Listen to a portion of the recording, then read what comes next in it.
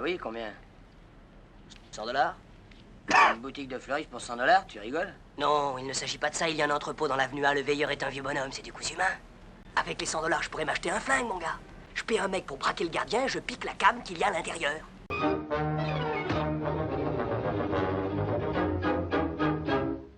Ouvrez la porte et que j'entre. Non, de par tous les poils de mon museau. Je vais m'enfler, essouffler et la maison défoncer.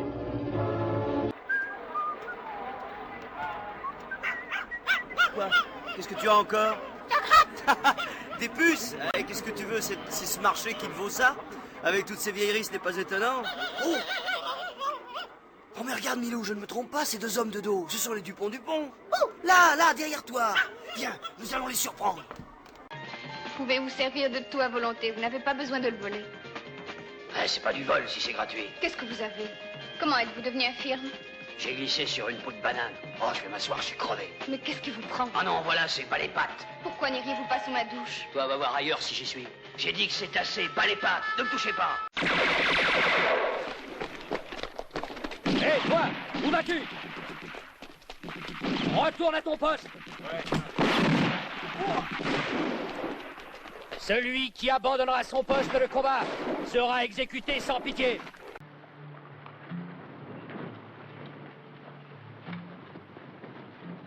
Viens dans mon tipi, tu mangeras. On était pris dans les lois de l'hospitalité cheyenne. Je suis un homme très important, plus important que toi. J'ai une femme et 4 chevaux.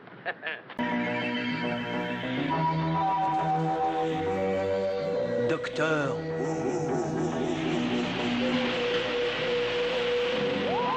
La genèse des Daleks. Première partie. Alors, à qui est-ce que tu parles? T'en vois un autre que moi ici? J'en vois pas d'autre que moi ici. À qui tu parles alors? Tu vas le dire, oui ou non? Ah oui. Écoutez bien, bande de dépravés. Voilà l'homme pour qui la coupe est pleine. L'homme qui s'est dressé contre la racaille, le cul, les cons, la crasse, la merde. Voilà quelqu'un qui a refusé. Bremer, vous voulez qu'on nous fasse une photo? Si ça vous fait rien, j'aime autant pas. Ça leur déplairait de voir votre photo à New York? La même chose. Bien, monsieur. Vous et moi, détendus et souriants? Ouais, ça ferait bien rire les copains. Dans les shops du maréchal Ferrand, Qu'est-ce qui se passe par là? Oh, c'est un décor de western. On vient parfois pour y tourner des films, et le reste du temps, c'est pour distraire les touristes. C'est là que la première séquence va se dérouler. Merci de votre Ah, ils attention. ont de très bons cascadeurs, vous voulez regarder? Bien sûr. Quand le Far West se réveille. Je déteste l'avion. Je pense que j'ai dû manger un truc qui m'a empoisonné. Avoue que c'est l'émotion de rentrer chez toi. Non, je crois que c'est les baklavas. Je t'avais dit de pas en manger. Suzanne, je dois retourner aux toilettes. Va devant. Salut. C'est Monsieur Daniels, le consul. La justice turque a dû se défoncer. Elle va me faire cadeau de mes derniers de 53 jours. Hé, Jimmy, je vais rentrer chez moi. Tu sais quoi, mon pote, tu as raison. Je vais reprendre le droit chemin. Ah, bravo, monsieur, je vous en félicite. Eh ben, vous voyez, il ne ferait pas de mal à une mouche. Je vais reprendre le droit chemin, mais avec le sac de la petite Ah dame. oui, bien sûr.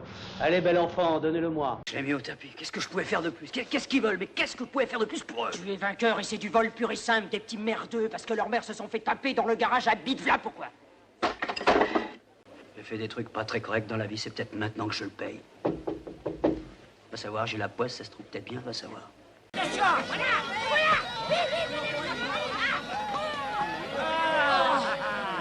Attention.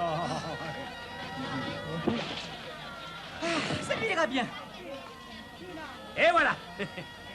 Oui, écoute, j'ai un patient qui m'attend, alors je te laisse. Moi aussi. Au revoir. Ma fille doit se marier dimanche, monsieur Hirschon. Ah, c'est gentil ça. Ouais. C'est une bonne nouvelle. Félicitations. Oh non, c'est cuit.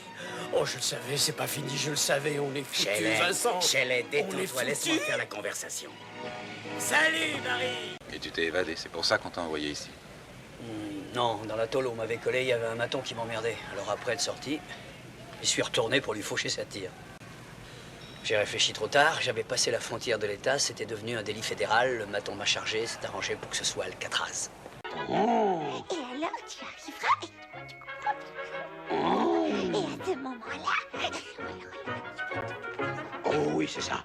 Tu as raison, c'est comme ça qu'il faut faire. On fait toujours semblant, hein? Je veux mon neveu. Ah bon, alors ça va. Cédric, mais que vous est-il arrivé? Oh, c'était un guet-apens. Ils ont appris que j'étais descendu à l'hôtel de la Führerstrasse. Mais qui a osé? Oh, c'est le passé, oublions-le. Nous devons sauver votre père avant qu'il ne soit trop tard. Y a-t-il encore une solution? Oui, je devais... Alors... Voilà, et c'est pour cela que le printemps inspire les poètes. Oh, qu'est-ce qu'elle est devenue là? Elle s'est transformée en génie des péchés. Je trouve que cette légende est très romantique. Vraiment très romantique. Eh oui, pour conquérir autrefois le cœur d'une demoiselle, les anciens devaient leur composer de très très jolis poèmes. C'est bien joli tout ça, mais c'est pas tout. Vos histoires de pêche, ça m'a ouvert l'appétit. Alors, j'ai fait encercler tout le quartier par mes hommes. Et vous avez aussi bouclé ce secteur de là à là? Bien sûr, et j'ai d'autres hommes postés ici et encore ici et par là. J'ai pris mes précautions. Soyez tranquilles, ils n'ont absolument aucun moyen de pouvoir s'échapper. Bravo, bravo, mon cher inspecteur. Monsieur Holmes! On pourrait peut-être dîner au tonneau demain soir, hein? Mais on y allait avant-hier. Ça fait rien, c'est pas mal, hein? Bon, d'accord. D'accord. Ah, pour ce week-end, je voudrais pas te bousculer, mais ma sœur doit venir me voir ce vendredi. On pourrait peut-être aller dîner avec elle, samedi soir. Oh, Luc. Je suis un ami de Sarah Connor. On m'a dit qu'elle était ici. Je peux la voir? Non, elle est en train de faire une déposition. Où est-elle? Ça peut durer longtemps. On n'a qu'à attendre, il y a un banc là. Il faudrait peut-être mieux que Dragon Noir s'occupe de lui personnellement. Qu'en pensez-vous, chef? Nous avons ordre de le ramener, mais ce sera difficile. Regardez! Le voilà, je me trompais! Pas les pattes, avorton. Avorton. Je vais te botter les fesses. Face d'anthracite, moi je vais t'offrir un tout petit gâteau. Je te laisse juste 10 secondes, alors faites ta prière. Tu dois être en compte avec le bon Dieu.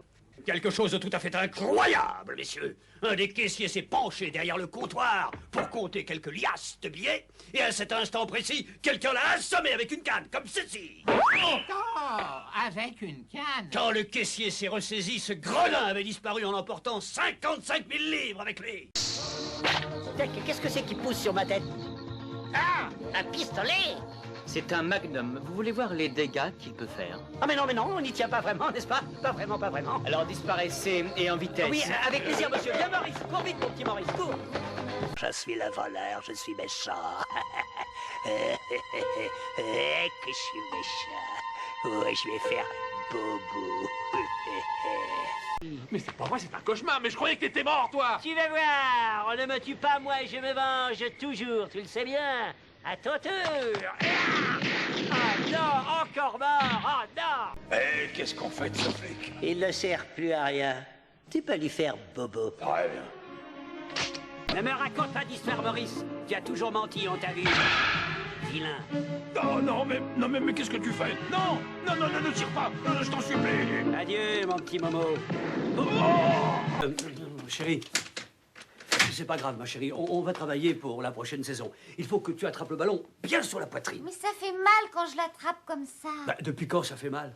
Alors, ça te ferait rien si tu le recevais bien? J'ai des devoirs à terminer. Oh bah, ça alors, c'est dingue. Samantha préfère ses devoirs au football. Elle doit être malade. Ou bien peut-être que vous lancez le ballon trop fort, Popeye. Alors, est-ce que tu as un plan?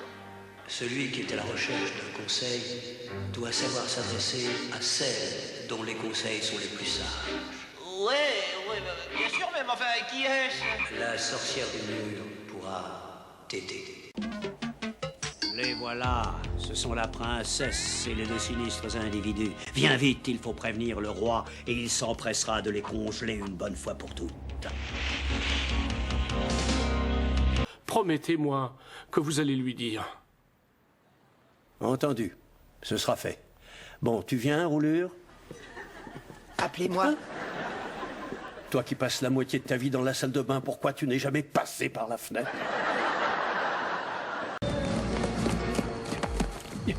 pitié, ne me faites pas de mal. Je ne voulais vous faire aucun tort.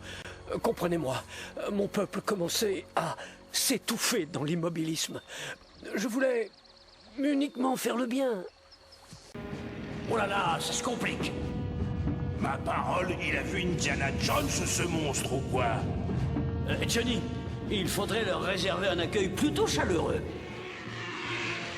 Je ne vais pas pouvoir tenir bien longtemps. Johnny, à toi d'agir maintenant. Vite! Hier, 3 hommes ont menacé de me tuer si je t'offrais une aide quelconque.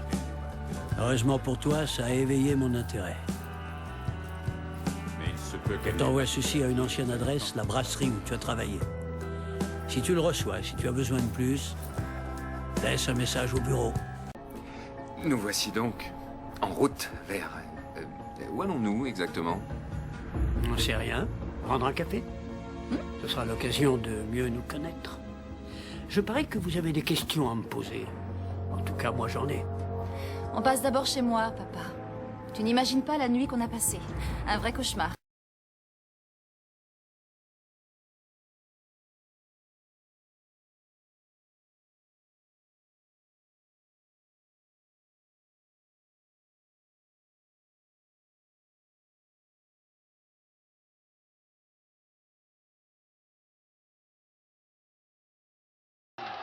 Toi aussi, tu lui voulais du mal. Car je n'ai moi par le sang Dieu, ni foi ni loi, ni feu ni lieu, ni roi ni Dieu. L'âme damnée de mon frère nous envoie aux enfers. Mais moi qui n'ai pas d'âme, je ne risque pas d'y aller. La pointe. Qu'est-ce que c'est que ce cirque? C'est la rafle à l'agrumes. Je réclame d'urgence au sommier. Oh, c'est toujours au moment. Excusez-moi. Bon, bah, prends ma place, c'est inutile de faire attendre monsieur. Voyons ça. Morin. Bien. Ce sont vos papiers? Oui. Morin, Marcel, Xavier Raymond, né à Paris. Quel arrondissement? 4e, votre collègue l'a déjà noté. Ah oui. Vous croyez qu'elles étaient déjà dites? Après tueur, je ne vois guère ce qu'on pourrait ajouter. Pourquoi tueur? Oh, parce que je collectionne les insectes. Oh, elle exagère, Mme Cambalette. Tu as une collection de cafards mexicains absolument unique au monde. Oui, oui. Et somme toute, cette fête qui aurait dû se terminer par l'apothéose de Clovis finit par des claquements de porte et la prostration du vainqueur à Tolbiac. Elle est morte. Qui ça? Je ne sais pas encore, mais les parents d'Evelyne sont partis à son enterrement en lui laissant la clé de la cave et une bonne pour faire des crêpes. Elle nous invite? Oui, pour mettre un peu d'animation dans la maison mortuaire. On va aller dans une maison où il y a eu un mort. Oh, ce qu'elle est vraie! C'est ce qu'il vient de dire. Silence, femme! Laissez parler l'orateur. Très bien, alors je suppose que tout le monde est d'accord. Bien sûr. Épatant, occupons-nous des bagnoles. Roland, ta bagnole. Si vous aviez entendu Maïdi dire à l'officier Viette, je préfère rester avec mes camarades. Ensuite, Esclavier a refusé de pousser la Jeep. Et Raspiguet a piqué les clés. Ah, on s'est bien marré tous ensemble. Oui, si tu veux. Je pourrais le laisser en passant chez son frère, monsieur Antoine Venel. Oh, le panier sera perdu, mais ça vaut ça. Qu'il est brave, ton fils. Il est encore plus reconnaissant que moi des bons services du docteur. Et donc, en y réfléchissant, Venel de Méhoul, je devais être le cavalier de sa demoiselle à la noce. Alors, tu mettras aussi un panier pour lui. Patron. C'est prodigieux de vous voir. Jamais on aurait cru que vous feriez la belle-ci. Ah ben, j'ai tout de même aidé un peu la chance. Allez, asseyons. Un cigare, ils sont fameux, c'est le Kaiser lui-même qui me les a donnés. Et c'est un fin connaisseur. Ah ben, c'est vrai que tu fumes pas. Oh, merci, patron.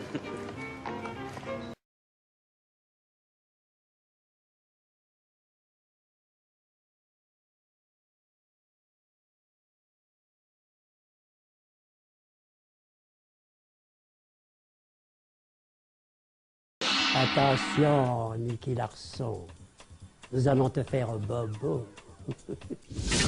Pouvez-vous nous parler de vos doublages et de la série Nicky Larson?